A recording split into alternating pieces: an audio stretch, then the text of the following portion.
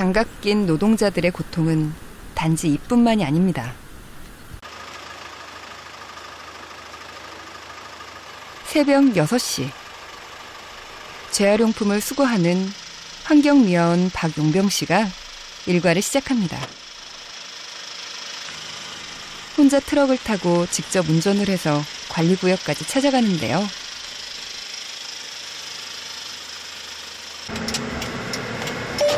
전방에 과속 방지턱 구간입니다. 행여 차를 못 세우면 어쩌나 신경이 곤두섭니다.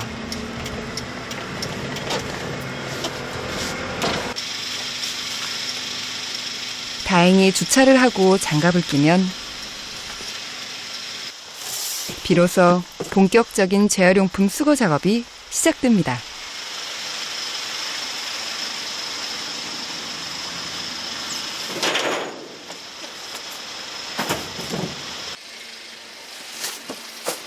트럭이 어느 정도 차면 이렇게 던져서 실을 수밖에 없는데요.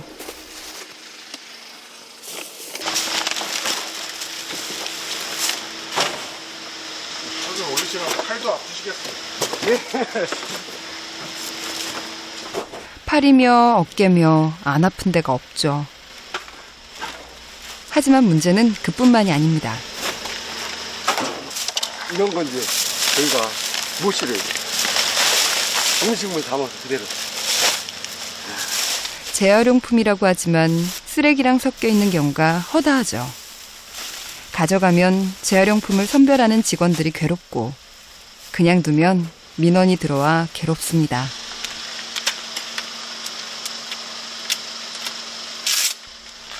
이럴 땐 안내문을 붙이고 두고 가기도 하는데요. 저희가 가져갈 수 없다고 혼합된 쓰레기라고 해서 이건 재활용이 안 된다. 그런 것들한테 이제 스티커를 붙여놓고 그래 시민들이 보고 이런 것은 안 되는 거다. 좀 제도 효과가 있나요? 이렇게 붙이고 가시면. 그렇죠. 아무래도 안 붙인 거하고는 또 틀리죠. 보는 것들이 있으니까.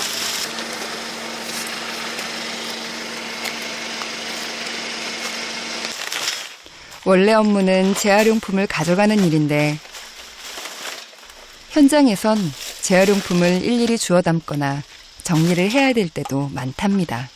일단 담아져 있는 건 가져가시는 게 아니고 누르셔야 되니까 그렇죠. 그럴 때 막 손 다치시겠네요. 네, 네, 그때 이제 이용하죠. 여기에 꼬지 같은 했던 나무, 그게 제일 많이 들어있고요. 그 다음에 형광등, 깨진 거. 무심코 버린 재활용품. 때론 무기가 되기도 하죠. 소리 줄일 땐 살짝 퉁치서 하시겠어요. 그렇죠. 일단 이제 안 보이니까 병이 들어있는지 뭐가 들어있는지를 모르니까요. 참, 그리고 하다 보면 이제 막 비닐이니까 찢어져서 나와서 손도 찔리고. 이런 식으로 여기가 이건 뭐에 다치신 거예요? 그 망에 있는 형광등에 이런 거에 긁혀서.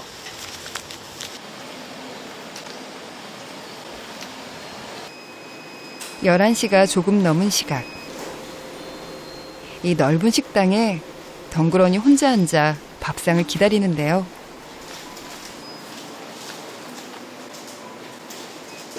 식사하기 좀 예. 시간인 것 같은데 이 시간에 식사를 하시나 봐요. 아, 예. 저희들이 이제 작업 특성상 또 땀도 많이 나고 또 옷도 지저분하고 하기 때문에 이제 다른 손님 오기 전에 식사를 먼저 할 피해를 주지 않기 위해서 먼저 먹습니다. 그리고 근데 뭐 공짜로 얻어먹는 것도 아니고 사실 내돈 내고 먹는데 예. 참 좀 억울한 면도 좀 그렇지만 어떻게 해요?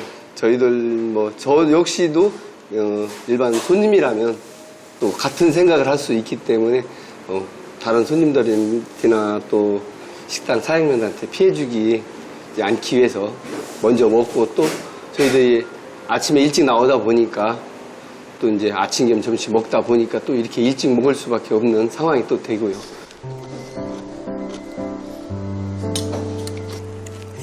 자영업을 하다가 13년 전 미화원 생활을 시작했다는 박용병 씨. 그 긴 시간 동안 굳은 일, 험한 일 다 감내하면서도 식사를 할 때조차 주변 사람들을 생각하셨다니 정말 죄송한 마음이 드네요.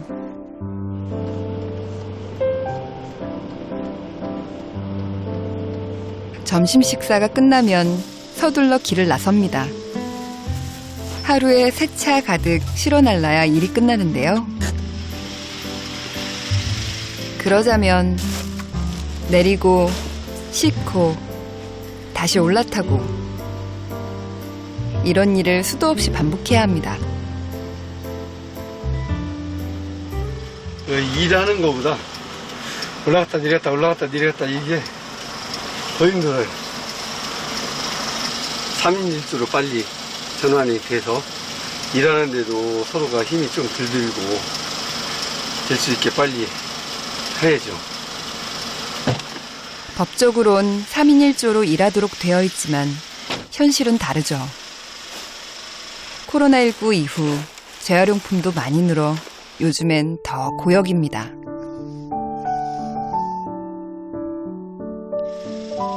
사정이 이러니 다치는 일도 부지기수. 일상이 아슬아슬한데요.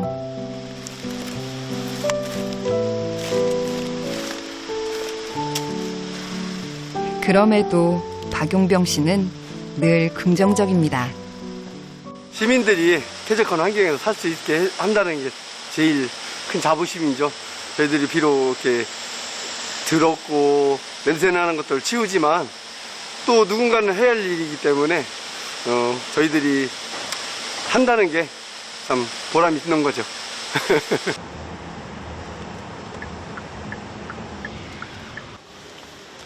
박용병 씨가 거리로 나섰습니다.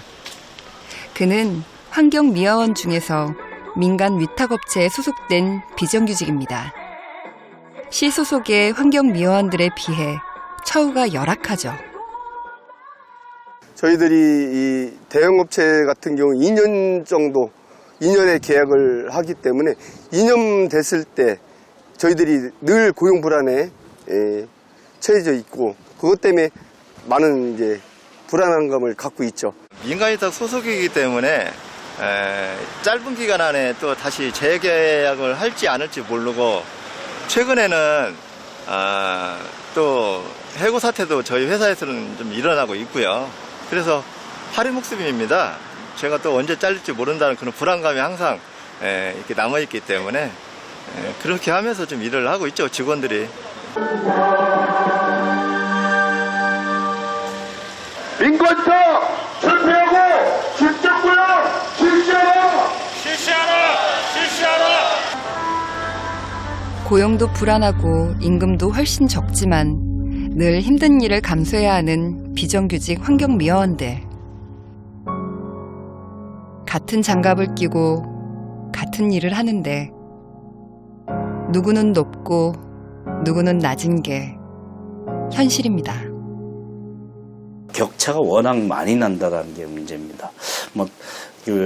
외국 서구나 이런 데의 경우에도 차이는 있지만 그게 여러 가지 정규직의 조건 때문에 비정규직의 조건 때문에 나는 차이 외에 차별적인 그런 시간당 임금이 다른다든지 이런 것은 최소화되어 있는 편이거든요. 우리는 그게 기본 조건부터가 절반 수준으로 이렇게 책정이 된다든지 그게 시간이 갈수록 벌어지게 되는 신문제도처럼 고착화된다라는 데 문제가 있다는 거죠. 이동성이 전혀 없는, 유동성이 없는 거죠. 한번 비정규직은 영원한 비정규직이 되는 이런 구조 자체가 이제 매우 잘못된 경직된 고용 구조라는 것이라고 볼 수 있고요. 여기에 이제 신분차별적인 발상까지 이렇게 가미되어 있으니까 해결책을 찾기가 상당히 어려운.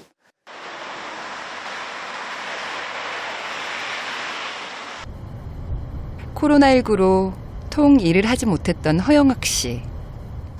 오늘도 일거리를 찾아 나왔는데요. 안녕하십니까? 예.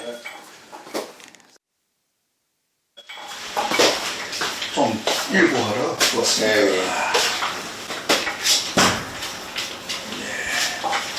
건설 현장에 일은 많이 해봤습니까? 한 10년 정도 했습니다. 잘하시는 일은 뭐 있습니까?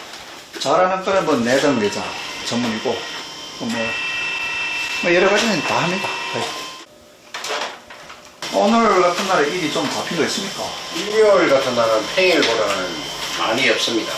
하나하나에 앉아 계시면 됩니다. 예. 일단 기다려보겠습니다. 예. 요즘에 일이 많이 없는 편이죠. 지금 코로나로 인해 가지고도 많이 없는 편이고 건설 경기가 좀 안 좋은 편이. 예전과 비교하면 좀 어떤 것 같아요? 예년, 작년 이맘때랑 비교했습니다. 작년과 비교하면은 3분의 2 수준. 안 좋을 때는 영 안 좋고 지금 주말 같은 경우에는 영 없다고 보시면 됩니다. 일이 아예 없다고 보시면 됩니다.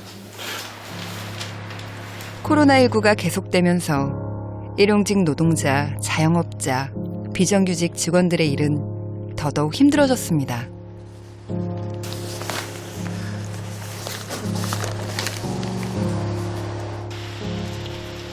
안 그래도 우울한데 비까지 내리네요.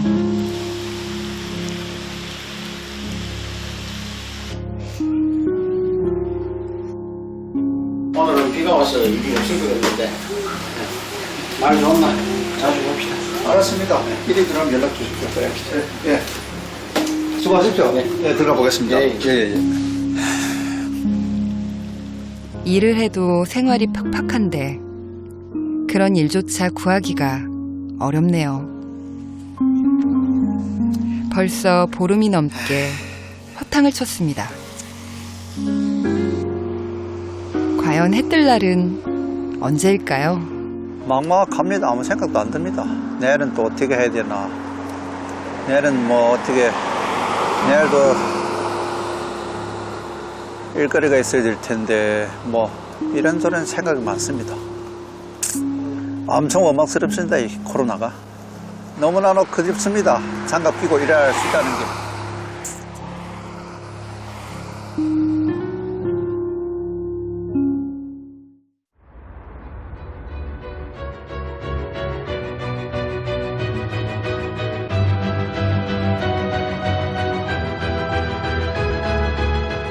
단지야 사는 친구들은 딱 느낌이 와요.